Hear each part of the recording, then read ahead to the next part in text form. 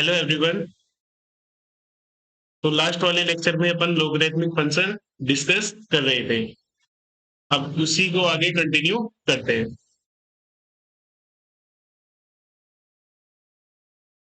हाँ, तो इसके अंदर सबसे पहले आया आपके पास ग्राफ ऑफ लोगरिथमिक फंक्शन।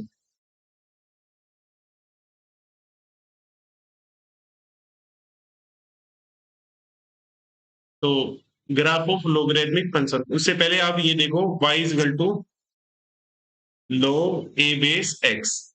मान लो फंक्शन है आपका लोगरिथमिक फंक्शन। अब ये कब डिफाइन होता था? इसमें जो है log a base x is defined. ये कब डिफाइन होता था? इसके लिए कंडीशन क्या बताई थी आपको? इफ पहली कंडीशन थी बच्चों ए ग्रेटर देन जीरो, और सेकंड कंडीशन थी A not equal to one. Condition क्या थी? X greater than zero. तो मैंने आपको बताया था कि लोग ए बेस एक्स ये कब डिफाइन होते हैं। तो इसके लिए डिफाइन होने के लिए ए का वैल्यू जीरो से बड़ा होना चाहिए, ए नॉट इक्वल टू वन, और जो एक्स है लोग का जो आर्गुमेंट है वो जीरो से बड़ा होना चाहिए। इसके लिए अपन दो केस ले लेते हैं। केस वन, केस वन ले लिया वैन ए का वैल्यू क्या होगा? जीरो और वन के बीच में होगा। तो ग्राफ कैसे आएगा?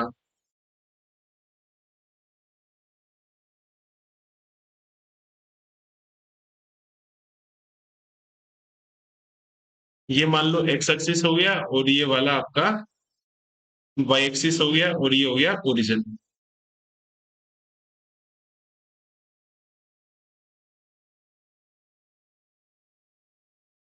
ओके, तो इसमें जो ग्राफ आएगा पहले केस में,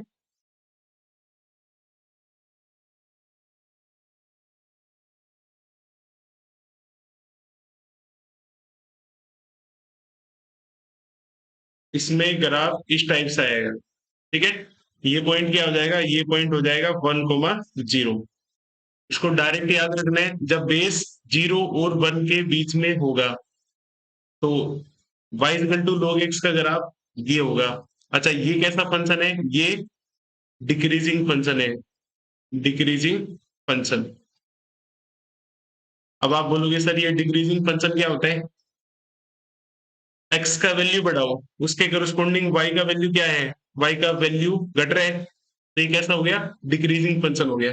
अच्छा, डिक्रीजिंग में भी ये स्ट्रिक्टली डिक्रीजिंग फंक्शन हो गया, स्ट्रिक्टली डिक्रीजिंग फंक्शन, क्योंकि इसमें y का वैल्यू लगातार डिक्रीज हो रहा है, इसलिए अपन इसको क्या बोलेंगे? Strictly decreasing function. तो जब बेस लोग का बेस जीरो और वन के बीच में होता है तो ग्राफ इसका ये होता है, ये आपको डायरेक्ट याद रखना है। अच्छा, केस टू।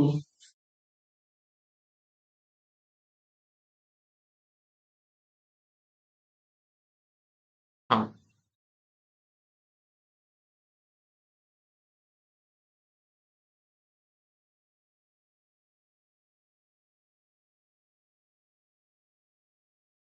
ये एक्स एक्सिस हो गया, अगेन ये वाई एक्सिस हो गया।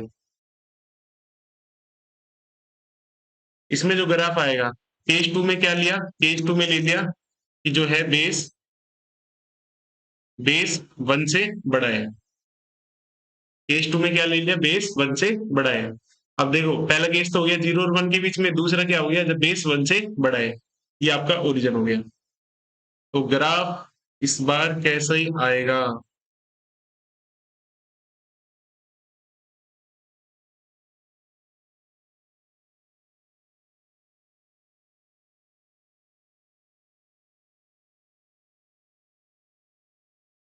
तो इसका ग्राफ बच्चों समथिंग लाइक दिस।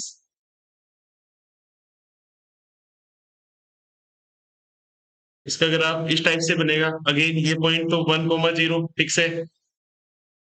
अच्छा, इसमें जो है इसका डोमेन भी देख लो आप यहां से। इसका डोमेन इसका डोमेन क्या होगा? Domain x greater than zero. यहाँ पर भी डोमेन क्या होगा? डोमेन हो जाएगा x ग्रेटर देन 0। इसमें कोई तकलीफ नहीं है। अच्छा, ये कैसा फंक्शन है? ये है स्टिकली इंक्रीजिंग फंक्शन। ये कैसा फंक्शन हो जाएगा? स्टिकली इंक्रीजिंग फंक्शन। आई होप आपको ये वाली बात समझ में आई होगी। अच्छा, स्टिकली इंक्रीजिंग फंक्शन क्यों है भाई ये? आप इसमें देखो, x का वैल्यू बढ़ाओ, y का वैल्यू उसके कोरस्पॉन्डिंग क्या हो रहे हैं? इंक्रीज कर रहे हैं, लगातार इंक्रीज कर रहे हैं, तो इसलिए इसको क्या बोलेंगे? स्ट्रिक्टली इंक्रीजिंग फंक्शन बोलेंगे। अब आपको दो ही चीज याद रखनी है इसके अंदर, ठीक है? ये बड़े काम की है, पूरे कैलकुलस में काम आएगी ये बात, जब भी लोग का जिक्र होगा। जब बेस 0 और 1 के बीच में है तो केस 1, अगर आप ये याद रख लिया डायरेक्ट। अच्छा, जब केस 2 यानी कि बेस 1 से बड़ा है तो केस 2 आएगा, यानी ग्राफ ये वाला आएगा। अच्छा, इसमें ध्यान देने वाली बात क्या है? देखो, केस 1 में जब x का वैल्यू 0 प्लस, x का वैल्यू 0 से जस्ट बड़ा है, तो log का वैल्यू प्लस इंफिनिटी की तरफ जाएगा। log a बेस x, ये किधर जाएगा? ये प्लस इंफिनिटी की तरफ जाएगा। अब इसमें ध्यान देने वाली बात क्या है? जब x का वैल्यू 0 प्लस, 0 से थोड़ा सा बड़ा हो जाएगा, तो यहाँ पर log a बेस x, इसका वैल्यू माइनस इंफिनिटी की तरफ जाएगा। ये ध्यान देने वाली बात है। x का वैल्यू केस 1 में जब 0 से थोड़ा सा जस्ट बड़ा होगा, 0 तो ले ही नहीं सकते, 0 पर तो डिफाइन ही नहीं होगा लोग। अब जब 0 से जरा जरा सा बड़ा होगा तो log a बेस x, इसका वैल्यू कहाँ जाएगा? प्लस इंफिनिटी की तरफ जाएगा। और इसके अंदर जब x से थोड़ा सा बड़ा होगा तो log a बेस x, ये माइनस इंफिनिटी की तरफ जाएगा। चलो, अब इसमें मान लो छोटे छोटे क्वेश्चन कर लेते हैं। जैसे पहला, ग्राफ ऑफ मान लो log 1/2 बेस x, तो इसका ग्राफ कैसे बन जाएगा? इसका ग्राफ समथिंग लाइक दिस। ये हो गया आपका x एक्सिस और ये हो गया y एक्सिस। तो इसका रफली शेप बताया था आपको।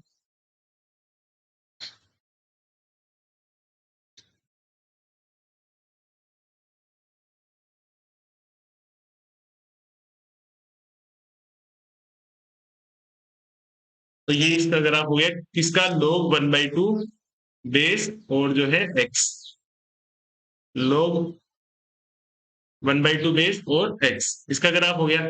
अच्छा, दूसरा, मान लो कोई आपसे पूछ ले कि ग्राफ बताओ किसका? Graph of log 2 base x, तो log 2 बेस x, इसका ग्राफ कैसे आएगा? सिंपल सी बात है, ये x एक्सिस हो गया और ये y एक्सिस हो गया।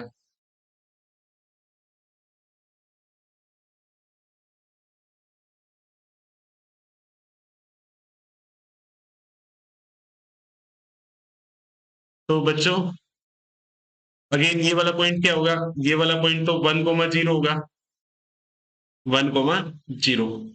अब आपको सीधा सा यही है कि बेस 0 और 1 के बीच में आए तो केस 1 बन जाएगा, और 1 से बड़ा हो तो केस 2 बन जाएगा। यदि मैं आपसे बोलूं कि लोग ई बेस एक्स का ग्राफ कैसे आएगा? तीसरा, लोग ई बेस एक्स, तो लोग ई बेस एक्स या लोग एक्स ln एक्स, ये एक्स एक्सिस, ये वाई एक्सिस। अच्छा, इसका जो ग्राफ आएगा समथिंग लाइक दिस, ये बन जाएगा 1,0। डन। तो आई होप यहां तक समझ में आ गया होगा। अच्छा, इसमें एक ध्यान दो आप, एक ध्यान देने वाली बात है।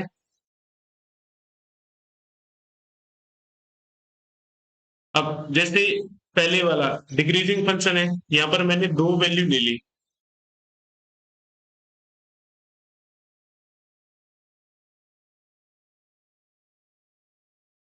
नोट, जैसे मान लो मैंने दो वैल्यू ले ली, x1 लेस देन x2,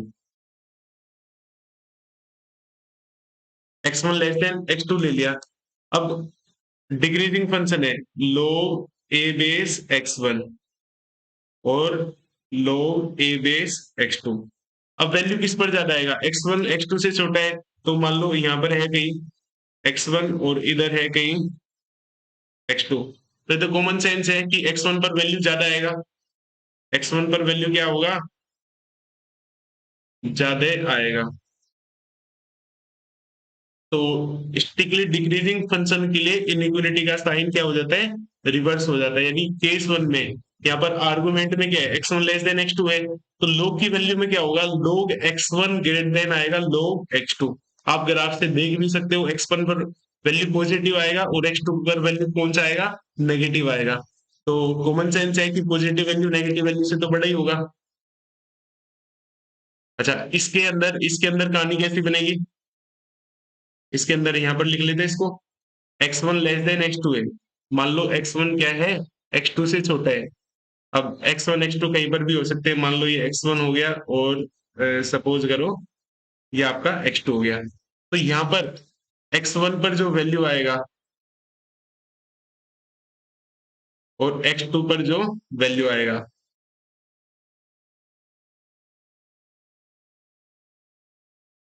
ऐसे होगा। तो इसमें ये स्ट्रिक्टली इंक्रीजिंग फंक्शन है, स्ट्रिक्टली इंक्रीजिंग फंक्शन में क्या होगा, आर्गुमेंट में जो है साइन ही है, x1 लेस देन x2 है। जब अपन लोग लेंगे या फंक्शन लेंगे तो इनइक्वलिटी का साइन क्या रहेगा, सेम रहेगा। तो कहने का मतलब क्या है, चलो इसको नोट में लिख लेते हैं इस बात को। हाँ, ये ऐसा ही समझा रखा है, note for strictly increasing function. Strictly increasing function के लिए क्या होगा, मान लो if x1 less then x2 है, x1 लेस देन क्या है, x2, तो अपन क्या बोल सकते हैं, then F x1 less than होगा एफ x2 के। ठीक है। अच्छा,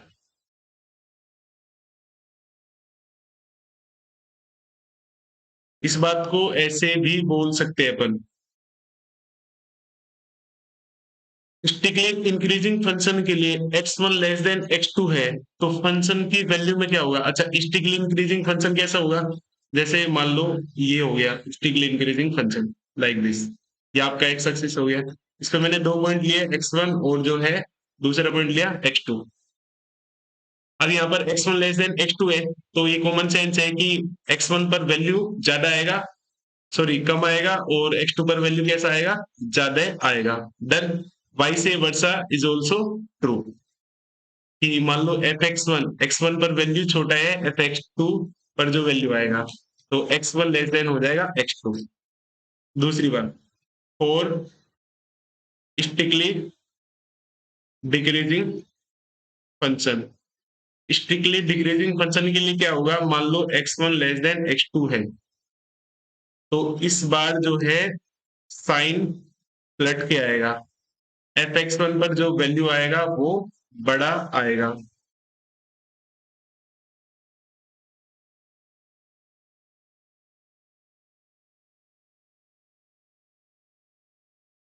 आई होप आपको ये वाली बात समझ में आई होगी।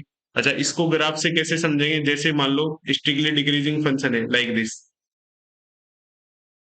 ये एक्स एक्सिस, इस पे दो पॉइंट ले लो, मान लो ये x1 ले लिया और ये वाला x2 ले लिया, तो यहाँ पर x1 x2 से छोटा है, बट x1 पर जो वैल्यू आएगा वो बड़ा होगा x2 पर जो वैल्यू आएगा उससे।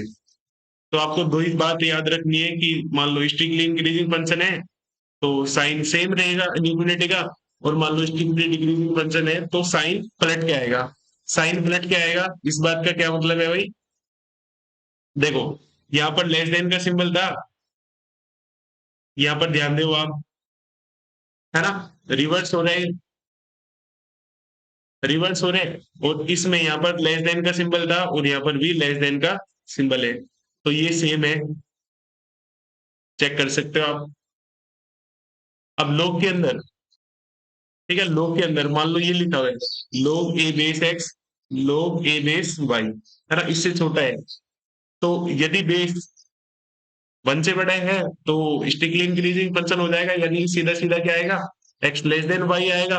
और मान लो केस 1 है, 0 और 1 के बीच में, यदि बेस 0 और 1 के बीच में क्या होगा, तो फिर इन दोनों में जो है, इन दोनों का साइन रिवर्स हो जाएगा, चेक कर लो भले। यहाँ पर लेस देन है, इधर क्या हो जाएगा, ग्रेटर देन हो जाएगा। क्यों? क्योंकि 0 से 1 के बीच में लोगरिथमिक फंक्शन कैसा होता है, स्ट्रिक्टली डिक्रीजिंग फंक्शन होता है। अब यहाँ पर और यहाँ पर साइन क्या है, सेम है। इन दोनों में साइन क्या है, सेम। सेम क्यों है? क्योंकि ए का वैल्यू 1 से बड़ा है, यानी कि स्ट्रिक्टली इंक्रीजिंग फंक्शन है। स्ट्रिक्टली इंक्रीजिंग फंक्शन में सेम रहता है, और इधर हो गया reverse. I hope this is clear. चलो अब जो है क्वेश्चन सोल्व कर लेते हैं। पहला क्वेश्चन आपके सामने है, इसमें find the value A B C. इसमें आपको ए बी सी का वैल्यू बताना है। अच्छा, चलो सोल्व करते हैं। सॉल्यूशन यहाँ पर log a अपॉन में b minus C is equal to log b upon में c minus a is equal to log c upon में a माइनस b। सपोज करो ये किसके बराबर है, a के बराबर है। अच्छा, अपने को ए बी सी का वैल्यू निकालना है, तो ए बी सी, इसको मान लिया कि बेटा तुम टी हो। अब log ले लो दोनों साइड, तो log a b c is equal to log t।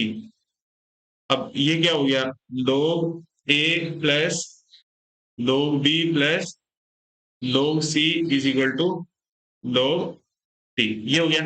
अब यहां से इस वाली इक्वेशन से log a का वैल्यू, log a का वैल्यू कितना आएगा बच्चों, k टाइम्स b माइनस सी। ऐसे ही log b का वैल्यू कितना आएगा, k times c minus a। और log c का वैल्यू कितना आ जाएगा, k times a minus b। अपने को t का वैल्यू निकालना है, यानी कि abc का वैल्यू निकालना है। अब log a इनका वैल्यू पुट करो, तो ये हो जाएगा k times b minus C plus k times c minus a और plus k times a minus b is equal to log t। k common ले लो यहाँ से, तो b minus C plus c minus a plus a minus b is equal to log t। अब ये आपस में पूरा कैंसिल हो जाएगा, तो यहाँ पर बचा 0, log t। अच्छा, log t 0 कब आएगा, जब t का वैल्यू कितना होता है, 1। t का value 1, that is ABC. ABC का वैल्यू कितना आ जाएगा, इसमें 1 आ जाएगा। यही आपका आंसर रहेगा। ठीक है, ये बड़ा आसान सा क्वेश्चन था। ठीक है, मान लो समझ में नहीं आया तो वीडियो पॉज करो, है ना, रिवर्स करो और फिर वापस, है ना, दोबारा से स्टार्ट करो। अच्छा, इसके जो पीडीएफ नोट्स है आपको डिस्क्रिप्शन बॉक्स में मिल जाएंगे, वहां जाके आप डाउनलोड कर लेना। हाँ भाई, सेकंड क्वेश्चन ये है, इस पे ही है, फाइंड द वैल्यू ऑफ ए की power B plus C, B की पावर सी प्लस ए और सी की power A plus B. Solution यहां से देखो, इसको के बराबर मान लिया। log ए का वैल्यू कितना आया था, के टाइम्स बी माइनस सी। और log बी का वैल्यू कितना आया था, के टाइम्स सी माइनस ए। log सी का वैल्यू कितना आया था बच्चों, के टाइम्स ए माइनस बी। अच्छा, इसका वैल्यू निकालना है, ए की पावर बी प्लस सी और बी की पावर सी प्लस ए, सी की पावर ए प्लस बी। इसका वैल्यू निकालना है, इसको बोलते हैं टी, यानी कि टी का वैल्यू निकालना है। अब क्या किया था, दोनों साइड लोग ले लो, दोनों साइड लोग ले लो। तो लोग ले भाई, तो ये कितना हो जाएगा, log A power B plus C, B power C plus A और C power A plus B is equal to log T. कोई बात नहीं। अब यहाँ पर ये क्या हो जाएगा, log की प्रॉपर्टी यूज करो, log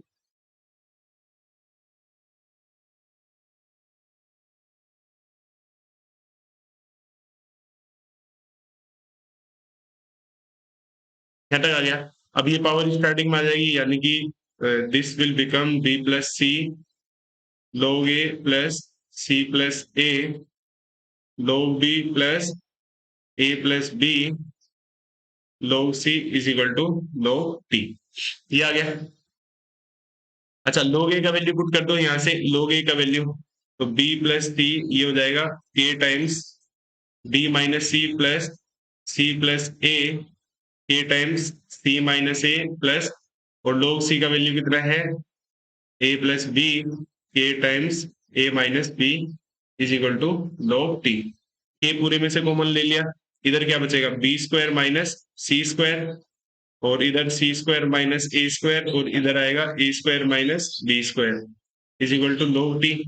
इससे ये चला गया, इससे ये चला गया, और इससे ये चला गया, तो इधर अगेन बचा जीरो। अब ये जीरो कब आता है, जब t का वैल्यू कितना होता है 1 होता है। ओके, तो इसका वैल्यू बताना था, तो इसका वैल्यू कितना आ गया, option number B. Option number B इसमें करेक्ट रहेगा।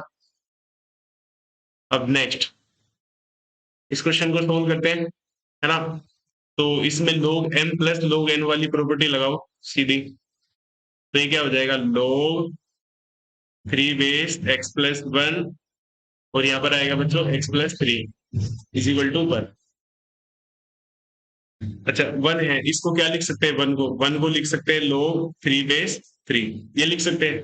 अब log log बराबर, तो आर्गुमेंट भी बराबर आएंगे, तो x plus 1 x plus 3 is equal to 3।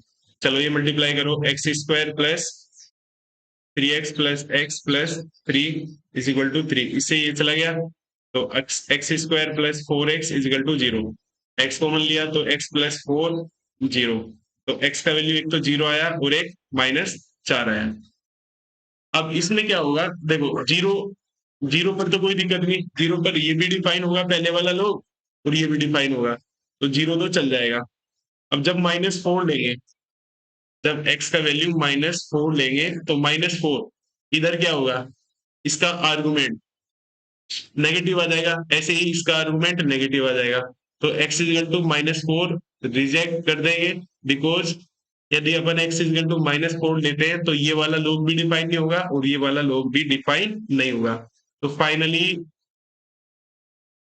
जो इसका आंसर आएगा, इसका आंसर क्या आएगा, x is to 0, x is to 0 ही इसका आंसर आएगा।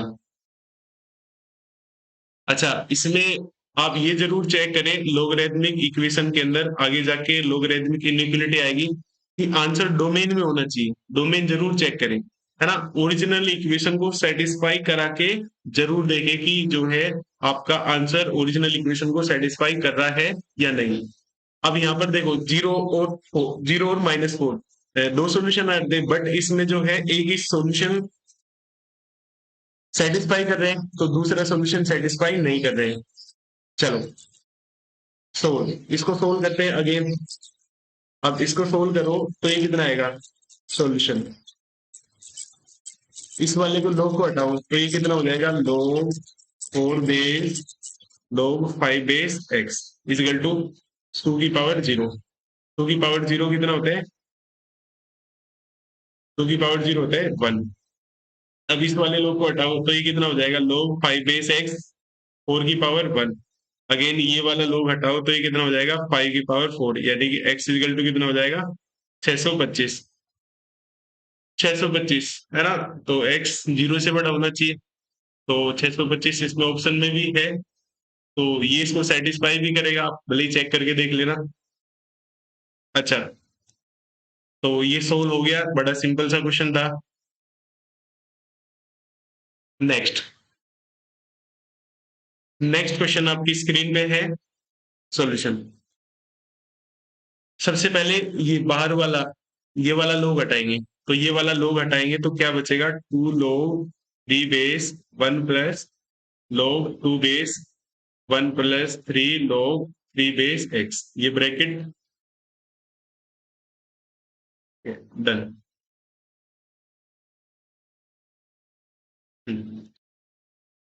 तो ये कितना आएगा, ये आएगा 4 की पावर 1/2, 4 की पावर 1/2 यानी कि ये 2 होता है, 2 से 2 चला गया, तो फाइनली आपके पास क्या बचा log 3 base 1 plus log 2 base 1 plus 3 log 3 base x, ये आ गया, और इज इक्वल टू 1। अब इसको इस वाले लोग को हटाएंगे तो ये क्या बचेगा 1 plus log 2 base 1 plus 3 log 3 base x is equal to, हाँ इसको हटाएंगे तो 3 की पावर 1। तो फाइनली इससे कितना आया, log 2 base 1 plus 3 log 3 base is equal to 3 minus 1 2। अब इस वाले लोग को हटाओ तो ये कितना हो जाएगा, 1 plus 3 log 3 base x is equal to 2 की पावर 2 यानी कि 4। अब आगे सोल्व करो इसको, तो 3 log 3 base x is equal to 4 minus 1 3। इस 3 से ये 3 चला गया तो log 3 base x is equal to 1। 1 को क्या लिख लिया, log 3 बेस 3 ये लिख लिया। तो x का वैल्यू कितना आ गया, फाइनली 3 आ गया। x का वैल्यू 3 आएगा तो ये सेटिस्फाई भी कर जाएगा, इसको कोई दिक्कत भी नहीं है। तो इसका आंसर क्या आएगा, ऑप्शन नंबर सी इसका आंसर हो जाएगा। अब बढ़ते हैं नेक्स्ट क्वेश्चन पर। हाँ चलो सॉल्यूशन। अब यहाँ पर क्या हो जाएगा, 5 2 log 5 base x minus x और माइनस 6 इज इक्वल टू 0। अब ये 2 इसके ऊपर ले जाओ तो ये हो जाएगा 5 log 5 base x square minus x minus 6 is equal to 0। अब देखो ये वाला दोनों सेम है, यहाँ पर log का बेस और एक्सपोनेंशियल का बेस दोनों सेम है, तो ये डायरेक्ट हट जाएगा। मैंने एक प्रॉपर्टी बताई थी a की power log a base x, तो इसका वैल्यू क्या होता था, x होता था। तो यहाँ पर ये हो जाएगा सिंपल। अब इसके फैक्टर कर लो, इसके फैक्टर हो जाएंगे माइनस का 3x और प्लस का 2x minus 6 is equal to 0। x को मान लो x minus 3 plus 2 x minus 3 is equal to 0। तो x माइनस 3 और x plus 2 is equal to 0। x की एक तो वैल्यू आई 3 और दूसरी आई माइनस 2। अब अगेन क्या ये सेटिस्फाई करेगी, देखो लोग यहाँ पर जो ये लोग है ये नेगेटिव वैल्यू नहीं ले सकता, यानी कि यहाँ पर जो है -2 पॉसिबल नहीं है। तो इसका a की वैल्यू आएगा x इजकल टू 3, यानी कि ऑप्शन नंबर बी इसका आंसर हो जाएगा। ऑप्शन नंबर ए नहीं होगा और सी तो नहीं होगा, क्योंकि जो है लोग के अंदर ये जो x है नेगेटिव वैल्यू नहीं ले सकता, ये डिफाइन ही नहीं होगा।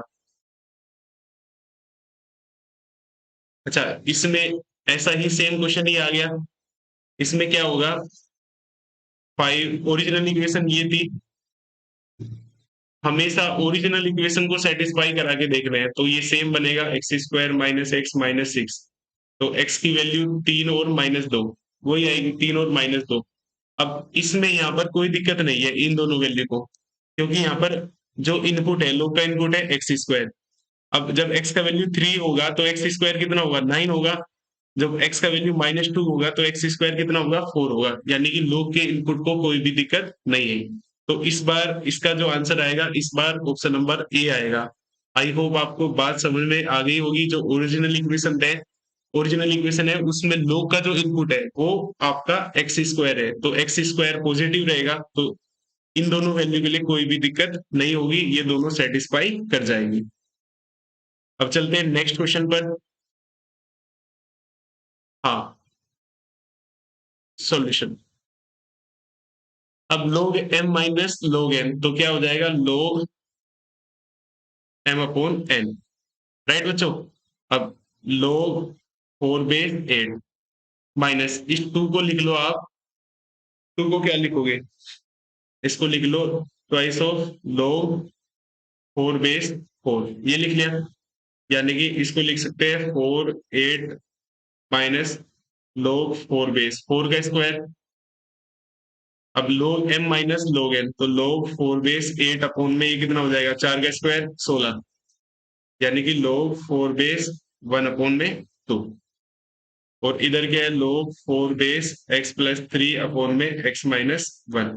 अब ये log ये और ये आपस में बराबर है तो इनका आर्गुमेंट भी बराबर होगा, x plus 3 x minus 1 is equal to 1 upon 2। Cross multiply कराओ तो 2x plus 6 is equal to x minus 1। तो 2x minus x is equal to -1 -6। तो x का वैल्यू आ गया माइनस का 7। अगेन x का वैल्यू -7 पॉसिबल है क्या, यदि -7 ले लिया तो ये वाला डिफाइन नहीं होगा लोग, और ये वाला भी डिफाइन नहीं होगा, तो ये सेटिस्फाई नहीं कर सकता, तो इसका क्या आएगा, नो सॉल्यूशन। नो सॉल्यूशन, यानी कि इसका आंसर रहेगा ऑप्शन नंबर डी। मैंने आपको बताया, जो आपके आंसर आए, फाइनल आंसर जो आए, उसको ओरिजिनल इक्वेशन में सेटिस्फाई करा के जरूर देखेंगे कि वो पॉसिबल भी है या नहीं। जैसे इसमें x का वैल्यू -7 आया जरूर था। अच्छा, पहली बात तो -7 ऑप्शन में ही नहीं है, ठीक है। अब यहाँ पर क्या होगा, -7 जो है नहीं हो सकता। -7 क्यों नहीं हो सकता? क्योंकि -7 ले लेंगे तो लोग जो है, ये इसका इनपुट नेगेटिव आ जाएगा, इसका इनपुट भी नेगेटिव आएगा, जो कि पॉसिबल नहीं है।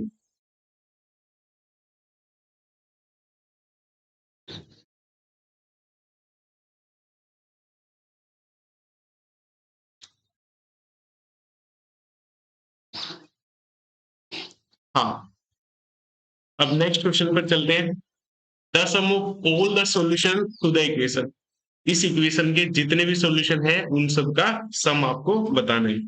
तो 7 to the power 3x² into 5 की power x is equal to 11। देखो ऑप्शन के अंदर ln ये चल रहा है, तो ln ई बेस पे ले लो, तो ये क्या हो जाएगा, ln 7 की पावर 3x² इंटू में 5x इज इक्वल टू, ये हो गया ln 11। ln यानी कि ln का मतलब क्या हो गया, लो ई बेस, है ना, इसको ln बोलते हैं, राइट। अब यहाँ पर क्या होगा, लो की प्रॉपर्टी लगाओ, तो लो ई बेस ये हो जाएगा 7 3x² plus low E base 5 की power x is equal to log E base 11। अब यहाँ पर ये 3x² स्टार्टिंग में आ जाएगी, 3x² ln 7 प्लस ये x है बच्चों, तो ये आ जाएगा x log ई बेस 5, और ये हो जाएगा, चलो 11 ln 11, तो ये आएगा 3x² ln 7 plus x ln 5 minus ln 11 is equal to 0। अब बेटा बड़ी इंटरेस्टिंग प्रॉपर्टी है, मतलब ये देखने में डरावना क्वेश्चन लग रहा है, बट इतना डरावना नहीं है, बड़ा आसान सा क्वेश्चन है। कैसे? अब जैसे आपको एक चीज पता होनी चाहिए, जैसे ax² plus bx plus c is equal to 0, ये क्वाड्रेटिक है, इसके रूट होते हैं अल्फा और बीटा, 10th क्लास में पढ़ा होगा। तो सम ऑफ रूट्स का फॉर्मूला क्या होता है, अल्फा प्लस बीटा, वो होता है -b/a। इसके कितने रूट हो सकते हैं, इसके मैक्सिमम कितने रूट हो सकते हैं? क्वाड्रेटिक है तो दो ही रूट होंगे। अब अगेन यहाँ पर भी x में ही क्वाड्रेटिक है, x में क्या है, ये क्वाड्रेटिक है। मान लो इसके जो रूट्स आएंगे या इसके सॉल्यूशन आएंगे वो क्या होंगे, अल्फा और बीटा, उन दोनों का सम क्या आएगा, अल्फा प्लस बीटा, तो सम क्या होगा, -b, यानी कि -ln 5/a, यानी कि 3ln 7। तो इनके इस इक्वेशन के जितने भी सॉल्यूशन आए उन सब का सम क्या होगा, उन सब का सम ये आएगा, यानी कि ऑप्शन नंबर ए इसका करेक्ट आंसर रहेगा। अब उसने उनका सम पूछा है, उसने ये थोड़ी पूछा है कि वे कौन कौन से होंगे, तो अपन को, है ना, इसमें इंटरेस्ट नहीं है कि वो कौन कौन से होंगे, अपने को सब में इंटरेस्ट है। तो अल्फा प्लस बीटा यानी कि जो वे सॉल्यूशन आएंगे उनका सम ये होगा। अच्छा, प्रोडक्ट पूछता है तो प्रोडक्ट भी बता सकते थे। डन। नेक्स्ट क्वेश्चन बहुत अच्छा क्वेश्चन है, ठीक है, इस बार ही जेई एडवांस में आया पेपर 2 के अंदर, है ना। इसमें क्या बोला है, the product of all positive real values of x satisfying the equation, है ना। इसमें जितनी भी रियल वैल्यू आई एक्स की, है ना, उनका प्रोडक्ट पूछ रहे हैं। सॉल्यूशन।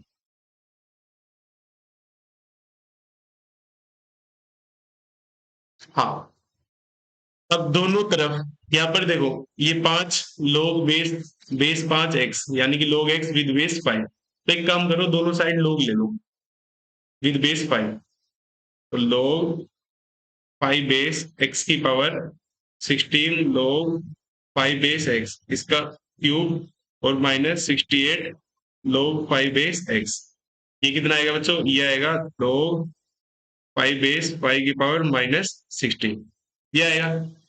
अब इसकी जो ये पावर है, ये वाली पावर, ये स्टार्टिंग में आ जाएगी, यानी कि this will become log 5 base x इसका क्यूब -68 log 5 बेस x, ये पावर तो स्टार्टिंग में आ गई, इंटू इंटू में क्या होगा, अब यहाँ पर क्या बचा, log 5 बेस x बचा, नहीं बचा, और इधर आ जाएगा माइनस का 16। अब इसमें ये बड़ा एक्सप्रेशन है, इसमें लेट कर लो log 5 base x, log 5 base x इसका वैल्यू t मान लो, तो ये क्या हो जाएगा बच्चों, ये हो जाएगा 16t³ माइनस 68t, और इंटू में t is equal to minus का 16, t मल्टीप्लाई कर लो तो 16 t की पावर 4 माइनस 68 टी स्क्वायर और प्लस का 16 इज इक्वल टू 0, 4 से डिवाइड कर दो तो दिस विल बिकम 4 टी की पावर 4 माइनस 17 टी स्क्वायर और प्लस 4 इज इक्वल टू 0। इसके फैक्टर कर लो, फैक्टर कितने आएंगे इसके, ये हो जाएगा 16। इसको लिख लिया माइनस 16 टी स्क्वायर और माइनस का t square plus 4 is equal to 0, इसमें से 4 टी स्क्वायर कॉमन ले लिया, ये पावर 4 है, तो टी स्क्वायर माइनस 4 और माइनस का 1 कॉमन लिया, तो t square minus 4 is equal to 0। तो टी स्क्वायर का वैल्यू एक तो 4 आ गया बच्चों, और एक आ गया टी स्क्वायर का वैल्यू 1/4। Very interesting. अब टी स्क्वायर यानी कि log 5 बेस x, इसका स्क्वायर जब कितना आएगा, जब 4 आएगा, तो ये कितना हो जाएगा, log 5 base x is equal two plus minus 2, यानी कि x कितना आएगा, 5 की पावर प्लस माइनस 2, तो एक बार प्लस ले 5 की पावर 2 यानी कि 25, और एक आएगा 1/25। इससे तो ये आया, दो तो आगे इससे, ठीक है। अब इस वाली इक्वेशन से log 5 बेस x इसका स्क्वायर इज इक्वल टू 1/4, तो log 5 base x this will become plus minus 1/4, यहाँ से आ जाएगा x की पावर 5, मतलब x इज इक्वल टू 5 की पावर प्लस माइनस 1/2।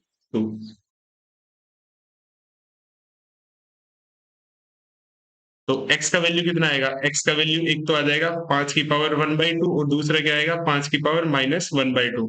अच्छा, यदि मैं प्रोडक्ट करूं, प्रोडक्ट, तो प्रोडक्ट कितना हो जाएगा, 25 इंटू में 1/25 इंटू में 5 की पावर 1/2 इंटू 5 की पावर माइनस 1/2, इससे ही कट जाएगा, इससे ही कट जाएगा, तो ये कितना आ गया 1। तो इसका आंसर क्या आ गया, इसका आंसर तो आ गया 1।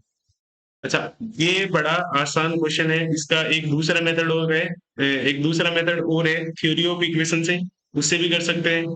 अब देखो जेई एडवांस में कितना इजी क्वेश्चन आया इस बार, है ना, डायरेक्ट जो है, मतलब इतना हार्ड नहीं है, इस क्वेश्चन को अपन हार्ड नहीं बोल सकते, तो सिंपल कंसेप्ट भी यदि बच्चे को आते हैं तो इस क्वेश्चन को आराम से कर सकते हैं। आई होप आपको ये समझ में आया होगा। चलो, अब नेक्स्ट क्वेश्चन पर बढ़ते हैं। Let x and y are the solution of the system of equation. अच्छा, log 1 ये तो 0 होता है, ये तो फालतू में लिखा हुआ है, इसको तो हटा दो भले ही। तो पहली इक्वेशन क्या हो जाएगी, log 3 बेस x प्लस 2, इसका वैल्यू तो 0 हो गया, 0 plus is equal to log 3 base 3 minus 2y। अब log log बराबर है तो उनका आर्गुमेंट भी बराबर होगा, तो x plus 2 is equal to 3 minus 2y, ये आ गया। तो फाइनली x प्लस 2y और माइनस 1 इज इक्वल टू 0, इससे तो ये इक्वेशन बनेगी, इसको बोल दिया बेटा तुम इक्वेशन बनो। अब यहां से देखो सेकंड वाली से, 2 की पावर x प्लस वाई, इसको लिख लिया 8, 8 की पावर 8 को क्या लिख लिया 2 की पावर 3 और 3 माइनस वाई, 2 की पावर x प्लस वाई, ये कितना हो जाएगा 2 की पावर 3 3 जा 9 माइनस 3y। अब बेस सेम है तो पावर भी सेम होगी, तो x plus y is equal to 9 minus 3y, तो x plus 4y minus 9 is equal to 0। ये इक्वेशन 2 बन गई, इनको सोल्व करोगे, अच्छा दोनों को घटा दो, तो घटाओगे तो कितना आएगा, है ना, सेकंड में से 1 को घटाओ, 2 माइनस 1 करो, तो 4y minus 2y 2y minus 9 plus 1, तो ये आएगा 8, तो y का वैल्यू तो आ गया आपका 4, y का वैल्यू 4 आया, तो x का वैल्यू कितना हो गया, x का वैल्यू आएगा 4 2 जा 8 माइनस 1, यानी 7 x का वैल्यू आएगा माइनस का 7। देखो x का वैल्यू आया -7 और y का वैल्यू आया 4। y को तो कोई दिक्कत नहीं है, x को x इजकल टू -7 पॉसिबल है क्या? अच्छा, y is equal to 4, y is equal to 4 पर ये वाला लोग भी डिफाइन नहीं होगा, यानी कि ये वाला वैल्यू भी पॉसिबल नहीं है और ये वाला वैल्यू भी पॉसिबल नहीं है, क्योंकि ये जो है लोग का जो डोमेन आएगा यहाँ पर, लोग का जो इनपुट आएगा है ना, ये डिफाइन नहीं होगा। यदि x का वैल्यू -7 ले लिया, यदि y का वैल्यू -4 ले लिया, तो ये डिफाइन नहीं होगा। अच्छा, बच्चे अक्सर गलती करते हैं y माइनस एक्स ऐसे निकालने की, तो 4 माइनस -7, तो बच्चों को लगता है कि आंसर 11 आ गया ना, बट आंसर यहाँ पर क्या आएगा? डी ऑप्शन आएगा, ये वाला नहीं आएगा, क्योंकि x और y इनका वैल्यू ये पॉसिबल नहीं है। क्योंकि मान लो x का वैल्यू मैंने -7 ले लिया, तो इसका इनपुट क्या हो जाएगा? -5। -5 पॉसिबल नहीं है। ऐसे ही y का वैल्यू यहाँ पर 4 डाला, तो 4 टू जाए 3 माइनस 8 कितना हो गया?